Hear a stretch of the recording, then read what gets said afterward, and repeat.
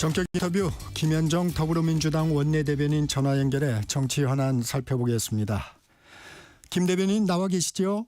네, 평택시병구청 김현정입니다.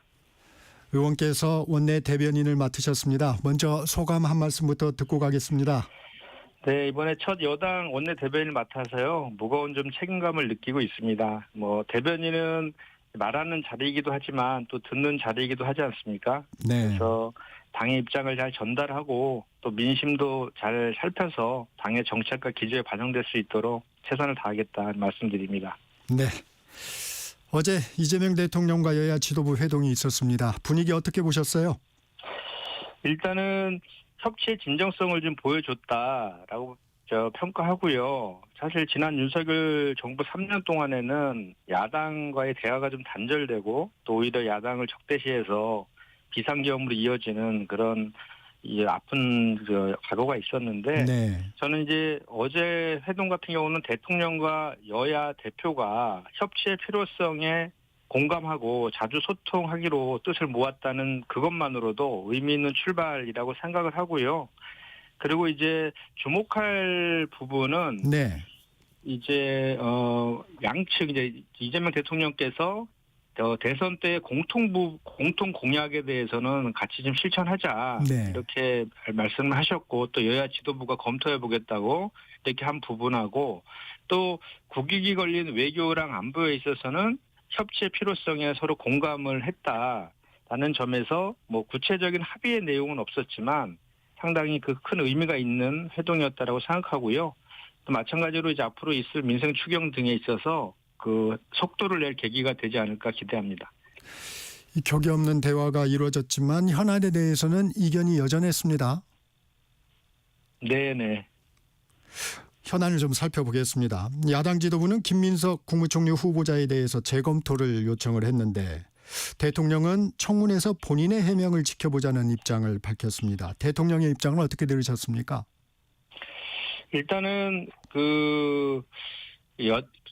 이제 저희가 인수위 없이 출범한 정부의 첫 이제 총리 아닙니까? 네. 그렇기 때문에 총리가 이제 임명이 되어야지 내각이 구성이 되고 이제 일상을 회복하는 본격적인 행보들을 할 수 있는데, 계속해서 이거를 여론 재판하고 정쟁을 시키는 것에 대해서는 아쉽다라는 말씀을 드리고, 사실은 후보자의 검증은 청문회라는 절차를 통해서 하게 되어 있지 않습니까? 네.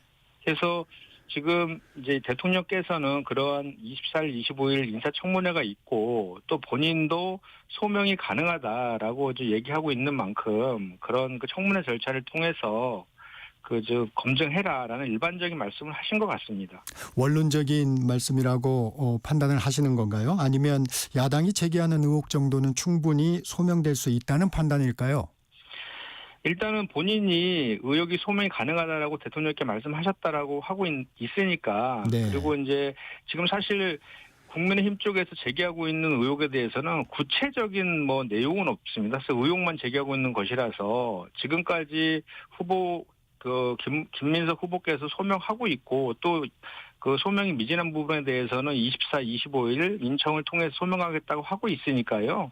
그걸 지켜보시면 될 것 같고, 다만 이제 조속한 내각 구성, 아까 말씀드린 것처럼 국정 정상화와 경제 위기 극복을 위해서 위한 첫걸음이잖아요. 그래서 네. 전향적으로 좀 협조해 주길 바랍니다. 그리고 역대 총리 후보들은 단 한 차례 스스로 낙마한 경우를 빼고는 전부 다 허니문 기간이라든지 새로운 정부의 성공을 바라는 차원에서 다 야당에서 그렇게 협조해 줬다라는 점도 말씀드립니다.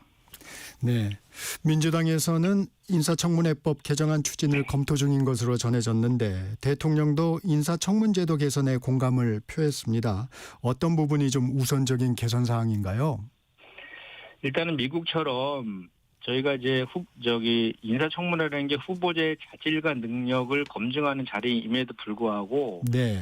정책과 자질 검증하고 보다는 지금 도덕성 검증, 네. 후보자를 좀 흠집내게 하려는 그런 쪽에 지금 집중이 되어 있어서 이게 상당히 문제가 있다라는 것은 여야 간에 그동안에 좀 공감대가 있었거든요. 그렇죠. 네. 그래서 저희 더불어민주당에서도 야당 시절에 이 청문회법을 개정하자라고 제안한 적도 있었고요. 그리고 작년에 저희 당의 의원이 지금 발의한 법안도 지금 국회 계류 중에 있어요. 그 내용은 뭐냐면 정책과 능력 검증은 공개하되 네. 그 도덕성 검증은 비공개로 진행하자라는 내용의 골자이고요. 네. 이거에 대해서는 지금 이 청문회법과 관련해서는 이번에 그 김민석 후보자를 포함한 내각들에 대해서는 적용되지 않잖아요. 그렇기 때문에 앞으로 이런 것들이 계속 그 되풀이되지 않도록 청문회법 개정이 좀 필요한 것 같습니다. 이 부분도 그러면 당론으로 추진을 하실 계획인가요? 당론으로 추진한다는 것까지는 아직 논의된 바는 없고요. 네. 다만 그 필요성에 대해서는 우리 원내 대표께서 어제 말씀을 하셨고 그거에 대한 그 또 정책위 의장도 공개적으로 발언을 해서 내부적인 공감대는 어느 정도 있다라고 보시면 될 것 같습니다. 근데 이 부분이 항상 보면 얘기가 항상 나오다가 또 나중에는 제대로 또 뭐 법안이 이루어지거나 이러지는 않았던 것 같아요. 이번에는 좀 했으면 좋겠다는 바람이 네. 김용태 비대위원장 또 정부 인사 문제와 관련해서 정권마다 되풀이되는 인사청문회 파행을 시정하기 위해서 정부 여당이 문재인 정부 때의 인사 5대 원칙과 같은 원칙을 제시하고 국회에서 먼저 합의하는 방안을 검토해달라고 말했습니다. 이 같은 제안은 어떻게 평가하십니까? 기본적으로 인사청문 제도의 그 개선이 필요하다라는 그 내용에 대해서는 동의를 하고요. 네. 그리고 이제 구체적인 그 방식에 대해서 제시한 거에 대해서는 검토할 부분이라고 저는 보여지고요. 그것보다 근본적으로는 조금 전에 말씀드린 그 청문회법 개정이 더 좀 필요하지 않나 이런 생각입니다. 네. 이 얘기도 또 관심을 끌었는데 김용태 국민의힘 비대위원장이 대통령에게 사법부가 재판을 연기하면 임기 뒤에 재판을 받는다고 약속해달라고 했습니다. 이 발언은 어떻게 보십니까?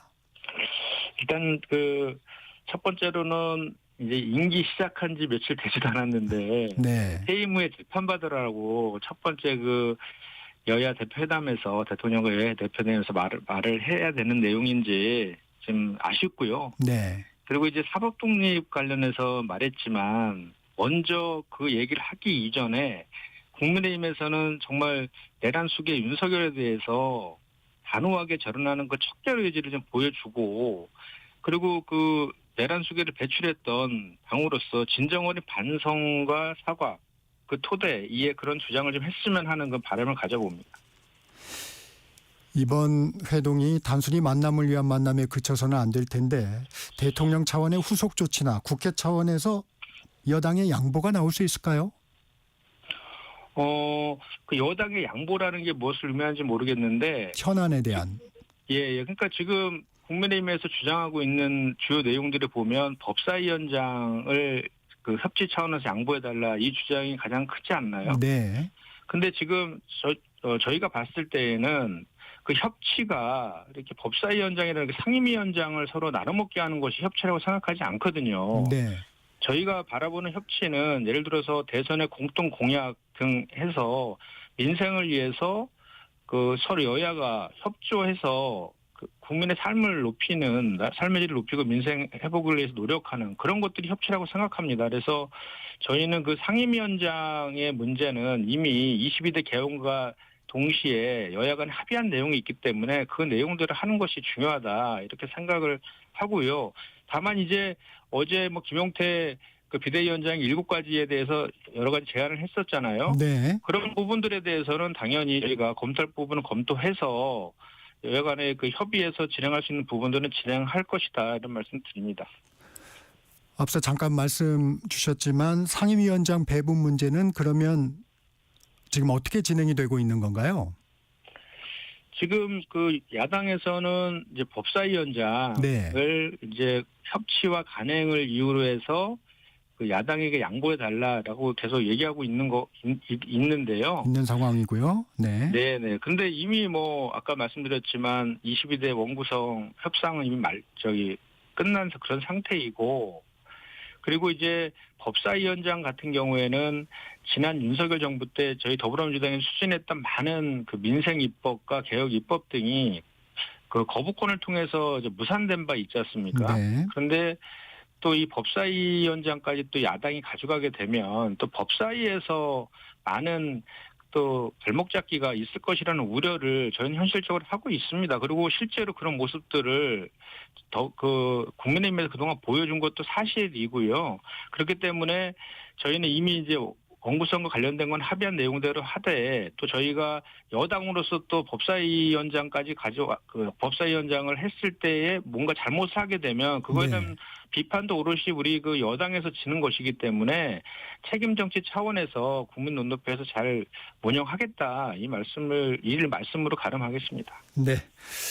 김민석 국무총리 후보자 인사청문회 문제 좀 살펴보겠습니다. 내일부터 이틀간 열립니다. 지금 증인 참고인 채택이 불발된 상황인데 증인 없이 청문회 진행되는 건가요? 일단은 이제 내일이랑 올해 이틀 동안에 청문회가 열리는데 증인과 참고인 5일 전에 이제 출석 요구서를 보내야 되기 때문에 이미 그 기간이 도과돼 버렸습니다. 그래서 현재로서는 증인 참고인 없이 진행될 가능성이 높아졌는데 오늘이라도 여야 간에 간사 간에 좀 협의해서 또 자율적으로 출석도 할 수 있을 거 아니겠습니까?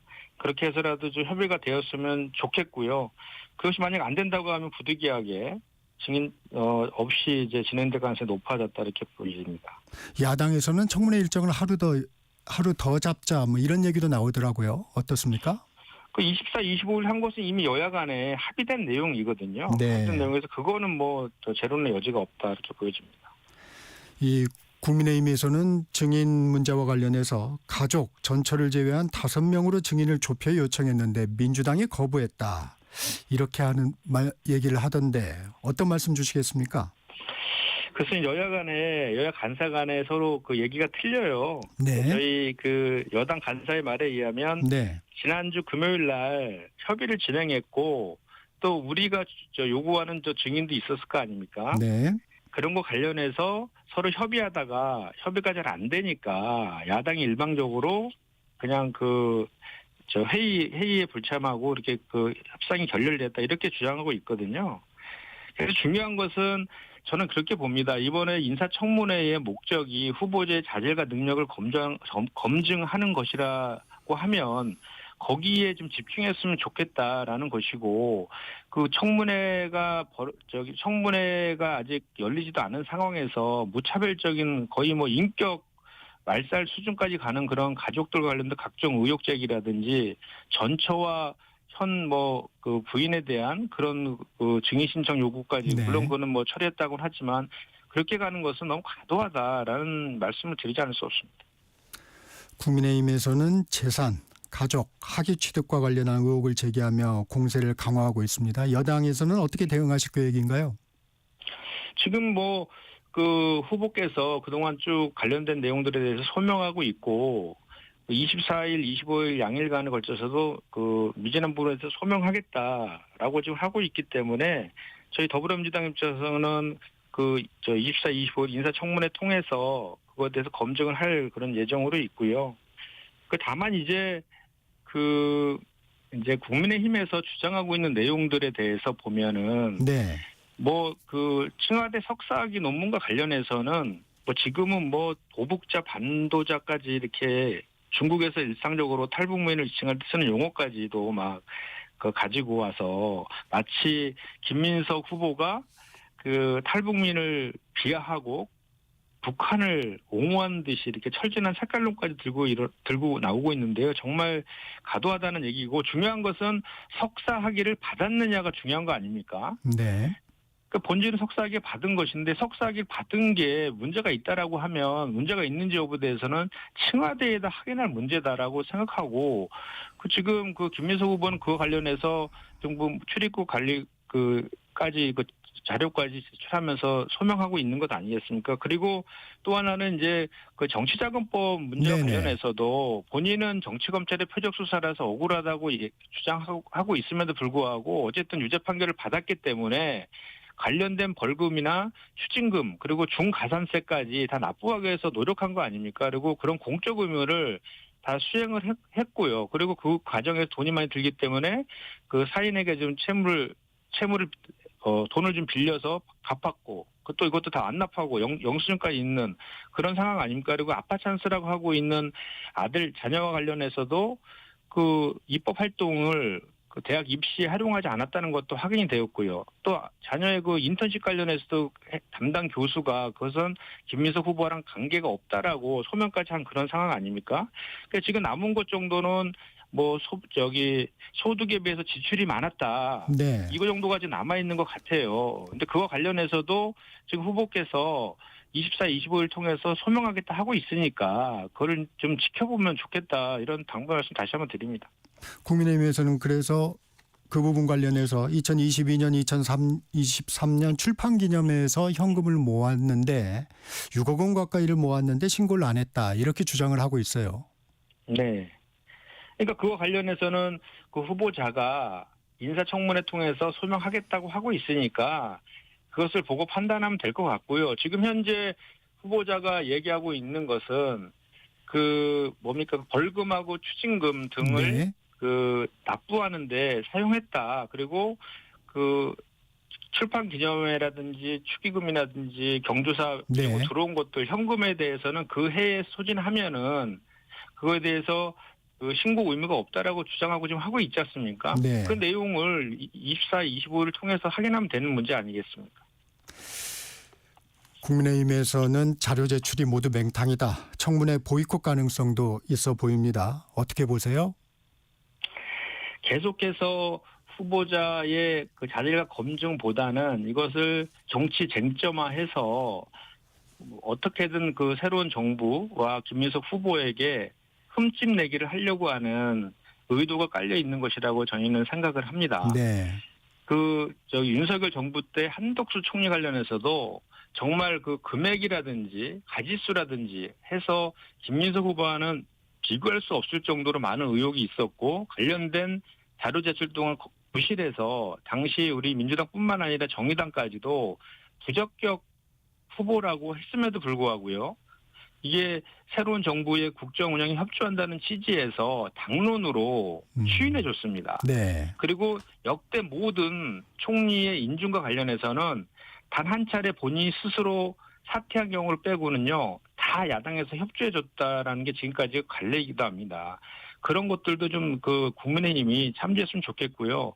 이런 식으로 계속해서 국정 발목 잡기 식으로 정쟁화시키는 것을 지속하면은 국민들의 심판, 오히려 국민들의 상식, 국민들의 눈높이에서 봤을 때에는 국민의힘이 여전히 내란의 강, 탄핵의 강을 넘지 못하고 그거에 대해서 반성을 하지 않고 정말 인수위도 없이 정말 열심히 국정을 통해서 국가를 정상화시키려고 한 그 노력에 발목 잡기 한다라는 비판을 면하지 못할 것이다라고 저는 생각을 합니다. 일각에서는 국민의힘이 총리 인사청문회 절차를 상임위원장 재배분과 연계하는 전략을 쓰고 있다는 해석도 있습니다. 어떻게 생각하십니까? 여전히 지금 계속 법사위원장을 요구하는 것으로 봐서는 그렇게 이제 해석이 지금 되고 있다라는 것이죠. 근데 제가 아까도 말씀드렸지만 상임위원장 재배분은 애초부터 협상 대상이 아닙니다. 22대 국회 전반기 2년 동안에 상임위원장 배분은 작년 1기 원내대표단이 이미 원구성 협상할 때 끝난 사항입니다. 만약에 이렇게 여야가 바뀌었다 그래서 상임위원장을 재배분하자라고 하면 17개 상임위 전체에 대해서 다시 협의해야 되는 문제가 있는 것이거든요. 그래서 이거는 다시 이제 특히 법사위원장 같은 경우에도 2년을 하기로 합의되어 있는데 1년밖에 지나지 않았어요. 그래서 네. 여야 간의 상임위원장 배분의 문제는 1년 뒤인 후반기 원구성할 때 3기 원내 지도부에서 논의하는 것이 맞다라고 생각합니다. 앞서 이종석 국정원장 후보자 인사청문회 보고서 채택이 불발됐습니다. 야당이 국무총리 후보자 인준에 협조하지 않을 경우에 여당 단독 처리도 불가피하다고 보세요? 지금 일단 6월 30일까지 청문 보고서를 채택하게 되어 있어요. 네. 그래서 그때까지 채택되지 않으면 3일 후에 본회의에서 통과할 수 있는 그런 길이 있거든요. 근데 좀 아쉬운 것은 좀 전에도 말씀드렸지만 이제 새로운 정부가 일을 네. 할 수 있는 그리고 일단은 일을 할 수 있는 환경과 기회를 좀 먼저 주어줬으면 좋겠다는 말씀을 좀 드리고 네. 이종석 후보자 같은 경우에도 여야 간에 인사청문 보고서를 채택하는 회의를 하기로 합의까지 했었는데도 불구하고 갑자기 회의 15분 전에 정부 여당의 태도가 마음에 들지 않는다는 이유를 들어서 무산시켜 버렸거든요. 이것은 정말 이제 그 인사청문회의 본연의 그런 역할이나 기능보다는 정말 정쟁화시켜서 뭔가 이렇게 국정을 발목 잡게 하려는 그런 의도로 자꾸 읽혀지지 않아서 대단히 아쉽습니다. 그래서 저희 당 입장에서는 최선을 다해서 네. 인사청문회에 임할 것이고 또 그 후보자의 소명 등을 통해서 인사청문 보고서 채택하도록 노력하겠지만 그럼에도 불구하고 계속해서 비협조적으로 나온다라고 하면 모든 가능성은 열어둘 수밖에 없다 이 말씀 드립니다. 그런데 검찰이 김민석 총리 후보자의 재산 의혹에 대해서 수사에 착수했습니다. 이 상황은 어떻게 보셨어요? 참 안타깝습니다. 지금 정치 검찰의 그 검찰 개혁의 당위성을 다시 한번 또 확인시켜주고 있는 것 같은데요. 일단은 청문회도 하기도 전에 후보자의 해명도 듣지 않고 주진우 의원이 바람을 잡고 또 같은 당의 국민의힘의 시의원이 고발부터 한 거, 그거에 대해서 정말 규탄하지 않을 수 없고요. 네. 또 검찰도 바로 즉각 호응해서 빛의 속도로 사건을 배당하고 그것도 모자라서 언론에 흘려서 여론몰이까지 하고 있는 이건 정말 잘못된 구태다라고 저는 지적하지 않을 수 없고요. 이것은 결국은 국민이 뽑은 대통령의 인사권을 훼손하는 정치행위다라고 저희 당에서는 규정하지 않을 수 없습니다. 2019년도에 그 조국 장관 인사청문회 때도 그 아내를 기소했을 때 그때와 좀 판박인 것 같고요. 아무튼 저희 당 입장에서는 총리 후보자의 인사청문회를 방해하는 이런 정치행위에 대해서는 자시할 수 없다. 검찰 개혁을 추동하지 않을 수가 없다라는 말씀을 드립니다. 시간이 좀 아쉽지만 마지막으로 질문드리겠습니다. 여당에선 추경안 처리가 우선 현안입니다. 어떻게 추진하실 계획인가요? 일단 저희가 16일 날 송원석 원내대표가 취임한 이후로 하루도 빠지지 않고 찾아가서 만나서 지금 추경 처리에 대해서 협조 요청을 하고 있습니다. 네. 그럼에도 불구하고 오늘도 이제 만나기로 했는데요. 지금까지는 계속 법사위원장이라든지 이런 거를 주장하면서 협상이 잘 안 되고 있는 게 지금 상황인데 그럼에도 불구하고 최선을 다하겠다라는 말씀드리고 그럼에도 불구하고 협상이 되지 않으면 이제 오늘 정부의 추경안이 국회로 송부되지 않습니까? 네. 그리고 6월에 임시회의가 7월 4일까지이기 때문에 그때까지 추경안을 처리해야 됩니다. 네, 마무리해 주시고요. 추경안 처리를 위해서는 예결위원장을 선출해야 되기 때문에 그리고 대통령의 시정연설도 해야 되기 때문에 그 절차를 하나하나 이번 주부터 밟아나갈 수밖에 없다 이 말씀 드립니다. 네, 지금까지 김현정 더불어민주당 원내대변인이었습니다. 고맙습니다. 네, 고맙습니다.